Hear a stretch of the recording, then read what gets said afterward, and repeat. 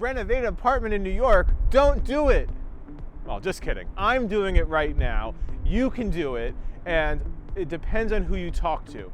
But the standardized price that architects will give you is about $300 to $350 a square foot. Eek! I think I'm gonna get my renovation done in the range of $200 a square foot. So it is not cheap, but that's what it costs. The most helpful way to think about renovation costs is to ask yourself, is this cosmetic or is this a gut renovation? And the difference is, when we're talking about cosmetic renovation, basically we're saying you don't need a building permit. And the part of this that gets expensive and time consuming, and time is money, is getting approved by your building, the building's architect, and then your own architect, and then the Department of Buildings, and making all of those humans and their drawings, agree. That part takes months.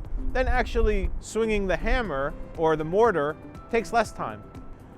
Well, the National Association of Realtors publishes a guide each year about where you get the most money back per investment. And so, since it's common knowledge that kitchens and bathrooms have the best return on investment, now they've become the most expensive parts of the renovation process.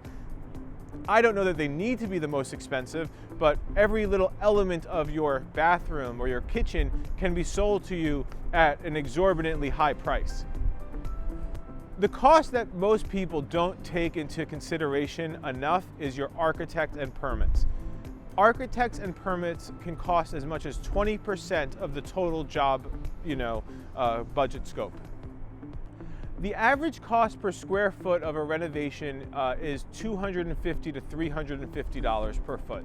Your renovation will depend on what type of home you live in. If you live in your own self-contained home, you can start, next week, hypothetically, and it will go quickly. If you need building approval, it can go slower. But taking that out of the equation, your contractor will make all the difference in how long your renovation will take. My contractor must drink 3 Monsters and 6 Red Bulls and 5 Red Eyes a day.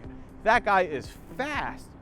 It's a very calm-spoken man, but he works fast. But all of the jobs that I've known about that have taken too long simply were because they were poorly planned, they didn't order the materials in time, and they didn't have enough human beings on site working. Get to work. That's what makes jobs go fast.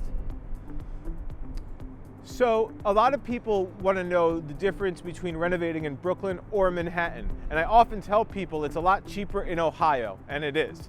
In fact, I had someone fly in their contractor or their handyman from Scotland once just to redo floors and paint because they said that was so much cheaper than paying New York City labor prices. Who knows? But it really depends on who you hire and what part of town you're in. You can find good, inexpensive, or properly priced people in Manhattan or Brooklyn, and you can also find super high priced, super expensive, overpriced people in both places. With that said, the co-ops of Manhattan tend to have higher insurance requirements, especially on places like Fifth Avenue or Park Avenue, where you might find that the contractor is required to hold a $4 million umbrella policy, whereas in Brooklyn they might only have to have a $2 million umbrella policy, and the types of contractors that either have that insurance or that are going to pass through that insurance will cost more money. So depending if you're in a prime part of Manhattan, it will cost more.